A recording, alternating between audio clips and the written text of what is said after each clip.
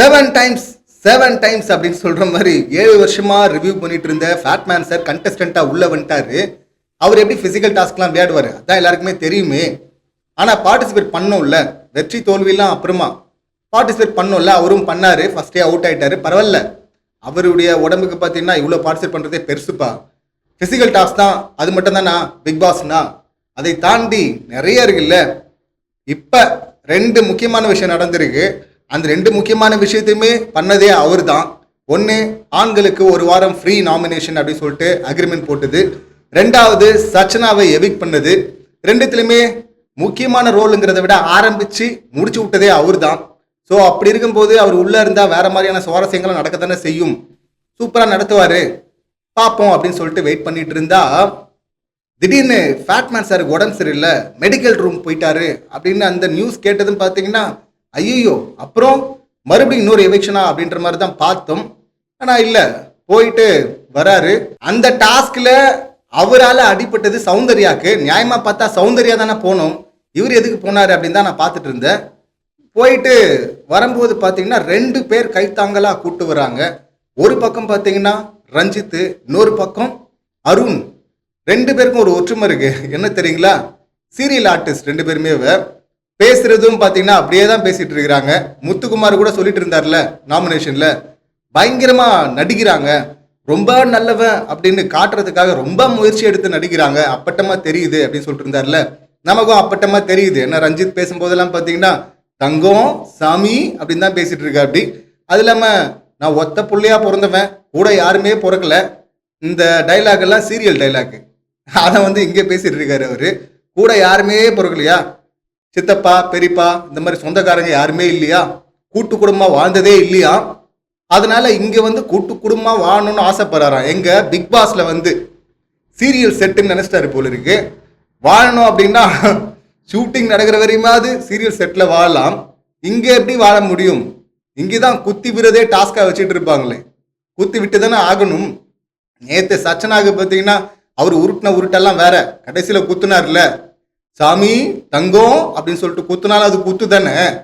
இன்னொரு பக்கம் பார்த்தீங்கன்னா அருண், ஐயோ அவர் பார்த்தீங்கன்னா கைத்தாங்களா கூப்பிட்டு வரும்போதே, சார் ரெஸ்ட் ரூம் போகணுமா சார், சார் செருப்பை வேணா கழட்டுறீங்க சார், நான் எடுத்துட்டு வர்றேன் சார்.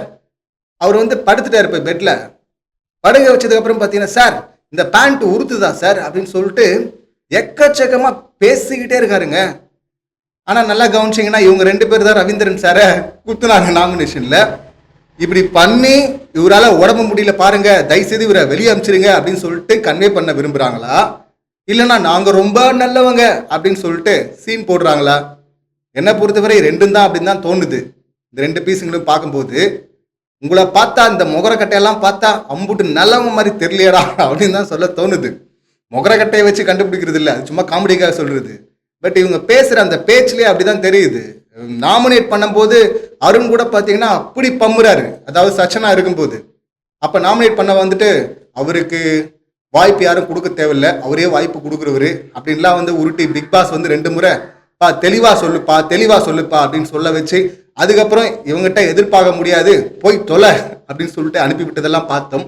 ஸோ இந்த வகையில அவர் எதிரில் ஒரு மாதிரி பம்புறாரு, இவரும் எதிரில் ஒரு மாதிரி பம்புறாரு. ஆனால் 2 பேருமே முதுகு பின்னாடி குத்துறாங்க. இதுதான் இவங்க ஒரிஜினல். இதை பார்க்கும்போது தான் அதான் ஒரு டைலாக் இருக்குல்ல, உலகம் மகா நடிப்புடா சாமி அப்படின்னு சொல்லிட்டு, அதுதான் நமக்கு தோணுச்சு. இதை பார்த்துட்டு சோசியல் மீடியால சில பேர் பார்த்தீங்கன்னா உருட்ட ஆரம்பிச்சிட்டாங்க, சில்லறைய சிதற விட ஆரம்பிச்சிட்டாங்க. பாருங்க பசங்க டீம் எப்படி இருக்காங்க பாருங்களேன், ஆண்கள் டீம் எப்படி இருக்காங்க பாருங்களேன். பசங்க ஆண்கள்னாவே பார்த்தீங்கன்னா இவங்க இப்படிதாங்க, அப்படி கேர் எடுத்துப்பாங்க அப்படின்னு சொல்லிட்டு இவங்க 2 பேர் பர்ஃபார்மன்ஸை பார்த்து சில்லறையை சிதற விட்டுருக்குறாங்க. அதை தான் நம்மளால ஏற்றுக்க முடியல. நீங்க அக்கறை இருக்குதுன்னா கைத்தாங்களா கூப்பிட்டு வந்தீங்க, படுக்க வச்சுங்க, வேற ஏதாவது வேணுமா சார் கேளுங்க. இவங்கெல்லாம் போய் கண்டுக்காம போய் தூங்கிட்டா கூட பிக் பாஸ் அங்கேருந்து யாரையாவது அமுச்சு விடுவார் மெடிக்கல் டீம்ல இருந்து, இல்லை கேப்டனை கூப்பிட்டு கூட்டிட்டு வாங்க அப்படின்னு சொல்லிட்டு கண்டஸ்டண்ட்டை வச்சு ஏதாவது ஹெல்ப் தேவைன்னா செய்ய சொல்லுவார். இப்படி இருக்கும்போது ஹெல்ப் செய்யலாம். இங்கே மற்றவங்க கூட இருக்கிறாங்க, தீபக் இருக்கிற அப்படி, முத்துக்குமார் இருக்கிற அப்படி, ஜெஃப்ரி இருக்கா அப்படி, எல்லாரும் இருக்கிறாங்க. அவங்களும் தான் ஒரு கேரோட பார்த்துக்கணும்னு நினைக்கிறாங்க. அதெல்லாம் அவங்க பேச்சில் தெரியுது. அதை தாண்டி இவங்க ஒரு எக்ஸ்ட்ரா பர்ஃபார்ம் பண்ணுறாங்களே இந்த 2 பேரும், இதுதான் பாத்தீங்கன்னா ஓவரா இடிக்குது.